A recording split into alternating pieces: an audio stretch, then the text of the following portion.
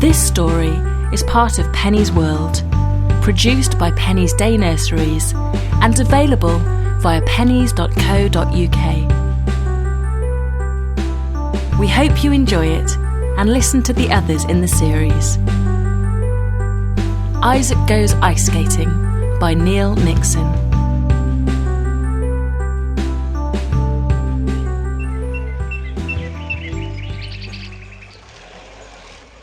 It was a Saturday morning. Isaac woke up and looked around. For a second he felt very tired, but slowly he felt his energy rushing into his body, just like it always seemed to. Isaac had spent the day before with his friends Peter and Sergio. They'd come to see him. They'd been playing football most of the time they'd been in the garden. Isaac was good at running and loved to run with the ball. He could turn and stop and kick the ball very hard. Isaac loved running around and playing. He seemed to have lots of energy all the time. His mummy said to him, "Isaac, you are amazing. I think you could run all day." But on the day his daddy was coming to take him out, there was a problem. Isaac had woken up and looked out of the window and seen lots and lots and lots of rain. And he was a bit unhappy, because the thing he really, really wanted to do was to go to the park and play football with his daddy. His daddy had said he would take him, and his mummy had said, "I'll bet you can run after the ball all afternoon." So when Isaac's daddy got to his house, Isaac was a bit sad. He was looking out of the window at the rain, and it just kept falling and falling and falling. People were going past with umbrellas, and at the bus stop, Isaac could see from the window people were crowding underneath the roof and keeping out of the rain. "Hello, young man," said Isaac's daddy when he got there. "Are you ready for some adventures?" Isaac thought about it. He didn't look happy. "What's the matter?" asked his daddy. "I want to play football," said Isaac. "I really wanted to play football." "It's very rainy," said his daddy. "but I think I've got a good idea instead of football." Isaac looked at his daddy and at his mummy, but they didn't say anything. "I tell you what," said his daddy. "You get all the things you were going to bring to football in the park, and I promise we can have just as much fun somewhere else," said his daddy. Soon Isaac and his daddy were driving through the rain. There were people dodging out of the rain, standing in shop doorways and splashing along the street. Isaac could see them as they drove through town. His daddy hadn't said where they were going.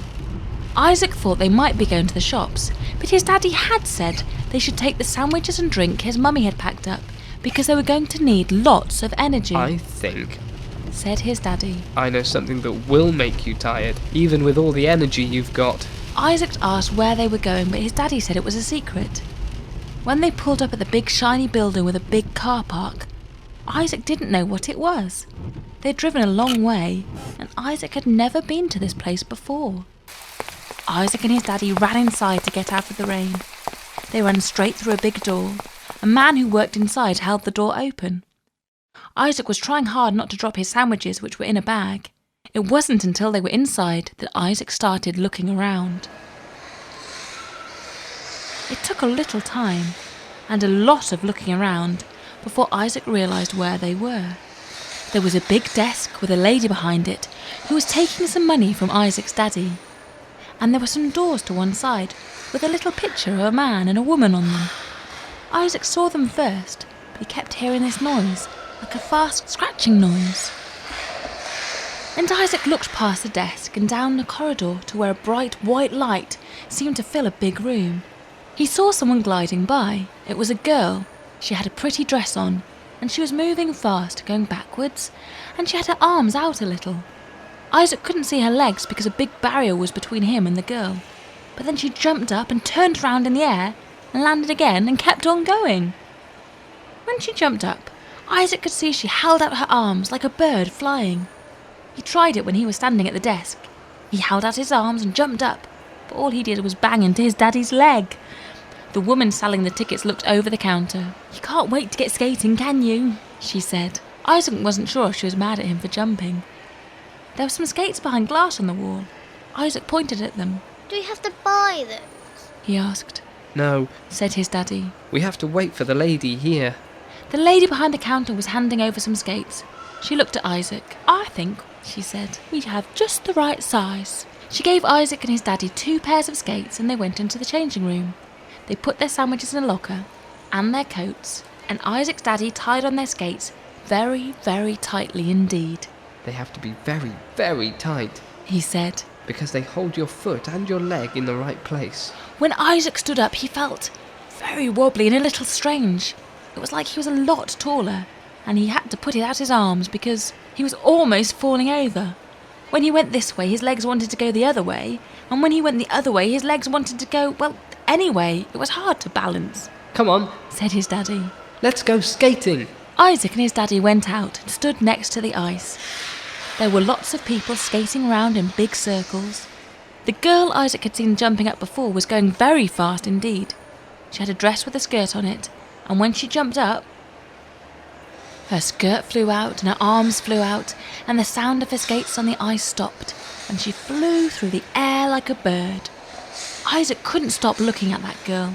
She flew so fast, and when she landed on the ice, even though she was moving fast, she came right down on her feet and just kept skating. She's a good jumper. Said Isaac. She is. Said his daddy. Isaac started walking towards the ice. There was a little door on the side of the ice that was open. Isaac's daddy held his hand. I don't think we'll go on there just yet. Said Isaac's daddy. Just as a boy came past, skating really fast. I think we need to start on the small rink over there. He pointed to the other end of the ice, where a little wall kept a small piece of the ice apart from the big area where everyone was skating fast.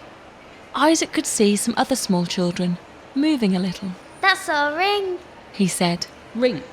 Said his daddy. Rink. It's called a rink. Ring. Said Isaac. Ring. Isaac and his daddy went on their bit of the ice. Isaac put one foot on the ice and it started to slip all over the place. When he tried to walk, his feet kept sliding. When he tried to slide, he felt his bottom falling backwards. And when he tried to stand still, he kept wobbling. Isaac's daddy had to hold both his hands and tell him what to do. The easiest things, like walking, seemed really, really hard. Lean forward Said his daddy. and move your feet a little bit. First one, then the other. Isaac leaned forward and moved one foot a little. For a moment he glided along. Then he started to topple over again. You're getting it. Said his daddy. But remember to move the other foot. Count your feet. Go 1, 2, 1, 2 when you move them. 1, 2. 1, 2. Went Isaac, and his skates slid along the ice and he leaned forward. It wasn't easy, but he could soon feel himself starting to move, to slide, to skate. 1, 2. 1, 2. His feet were starting to move without him thinking about it, and he was skating. He was really skating. He still had to hold on to his daddy's hand. His daddy was skating backwards, pulling him along a little, but Isaac had started to skate. He looked around, and he could see some other children getting pulled along as well. They were skating. He saw one little girl, and she looked at him. Isaac smiled at her, and he forgot about doing his 1, 2, and he fell right on his bottom with a big thump. Ow! Said Isaac. She's a really friendly girl. Said his daddy. But you should keep doing your 1, 2 until you can skate properly. 1, 2, 1, 2. It took a little more time, but soon Isaac's daddy let go of his hands, and he was a bit wobbly, but Isaac kept doing 1, 2, 1, 2, and he kept going forward because he was skating on his own, all by himself. Nobody was holding him, and he was moving over the ice by himself. He couldn't stop smiling and smiling. But the edge of the ice was coming closer with the little wall, and he didn't know how to turn or stop, so he grabbed onto the side and held himself up. Isaac didn't know why, but he started to laugh, and so did his daddy. It just felt so good, because he had been a bit worried about what to do, and he had grabbed the side all by himself, and he hadn't fallen over. Is this as good as football? Asked his daddy. Yes! Said Isaac. Isaac and his daddy stayed at the ice rink for ages. They stopped skating and had their sandwiches. Then they did some more skating, and Isaac got even better. He could turn and stop and skate right across the little rink without his daddy holding his hand. Of course, he fell over a few times. Just before they left, Isaac went on the big rink and skated across the corner. He got in the car with his daddy and they drove to Isaac's house. But afterwards, Isaac couldn't remember anything about that. Because, although he always had lots of energy, he had used so much of it up with his skating that he fell fast asleep in his daddy's car.